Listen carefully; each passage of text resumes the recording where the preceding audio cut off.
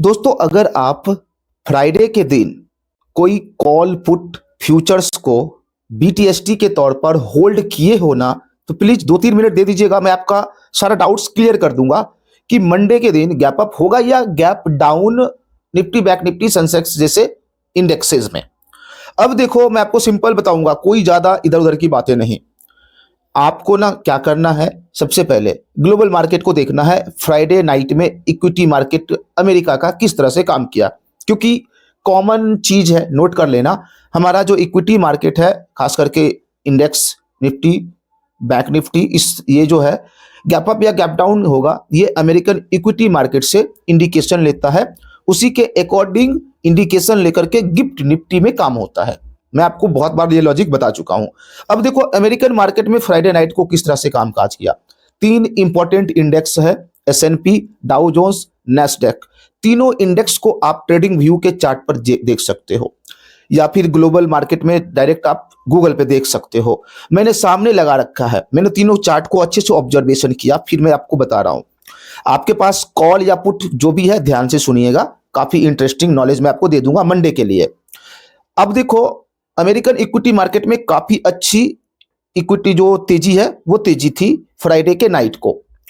Closing जो दिया है दिन के ऊपरी लेवल पे, जब प्राइस दिन के ऊपरी लेवल पे क्लोज हो तो मतलब ट्रेंड और सेंटीमेंट पॉजिटिव है ट्रेडर्स इन्वेस्टर का।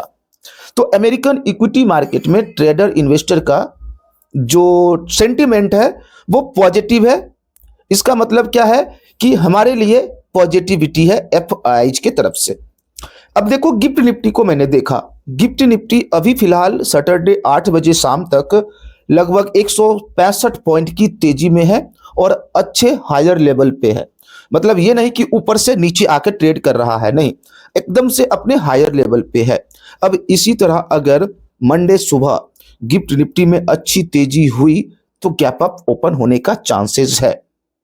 अब आपको पता चल गया कि अगर आपने निफ्टी सेंसेक्स बैंक निफ्टी या किसी भी इंडेक्स का कॉल ऑप्शन होल्ड करके गए हो बीटीएसटी के लिए, तो आपके लिए अच्छी खबर है।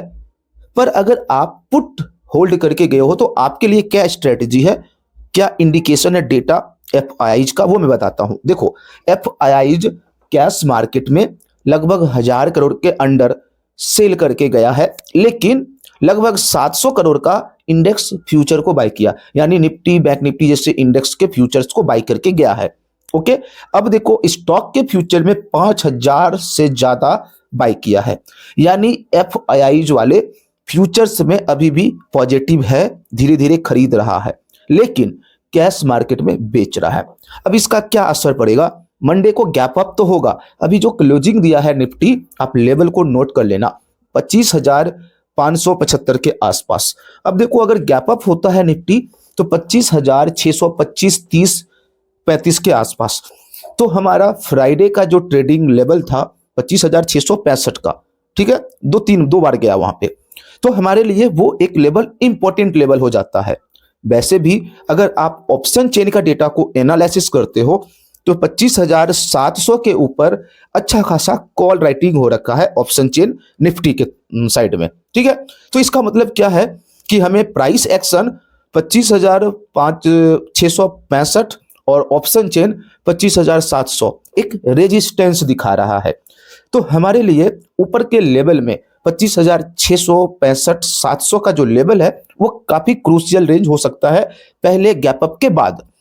तो जैसे गैप अप होगा, अगर हम तेजी वाले ट्रेडर हैं तो वहां पे हम प्रॉफिट बुक करके इंतजार करेंगे नीचे का फर्स्ट लेवल, जो कि है आज जो क्लोजिंग दिया है फ्राइडे के सेशन में 25,575, 25,535 का रेंज। क्यों कह रहा हूं, देखो लॉजिक है, 25,500 पे अच्छा खासा पुट राइटर बिल्ड हो चुका है और चारों तरफ से तेजी का मूवमेंट है।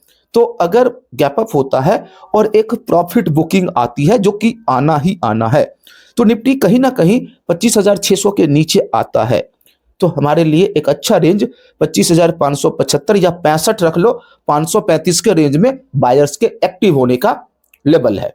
ओके, तो यहां से लेवल होगा तेजी का मूवमेंट, मंदी का ट्रेड नहीं लेना, ठीक है। तो कॉल वाले के लिए ये स्ट्रेटजी है। अगर आपने पुट होल्ड किया है तो क्या स्ट्रेटजी रखेंगे, गैप अप होगा, नीचे आएगा, तो हम अपना लॉस या जो भी होगा बुक कर सकते हैं, या फिर हम वेट कर सकते हैं कि 25,575 700 के आसपास में, सॉरी 675 700 के रेंज में क्या प्रॉफिट बुकिंग आती है या नहीं।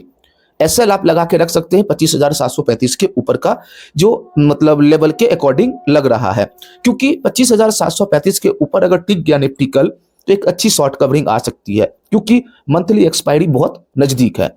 बैंक निफ्टी सेंसेक्स में क्या होगा वो मैं अपने लाइव सेशन में आपके साथ शेयर करूंगा। तो ये जो भी मैंने बात किया, ये मैं कोई तुक्का में बात नहीं किया, सारा लेवल्स जो मार्केट का इंडिकेशन है वो मैं देख के बता रहा हूं। बाकी देखो चार्ट के ऊपर भी कोई लेवल्स आपको दिखाऊंगा, तुक्का मार के कोई फायदा नहीं। टेलीग्राम से जुड़ जाइएगा, बिल्कुल फ्री में आपको वहां पे सुबह में एक मस्त लेवल मिल जाएगा प्री ओपन मार्केट के बाद। ओके, अब विकास भाई को इजाजत दीजिए। थैंक यू, नमस्कार।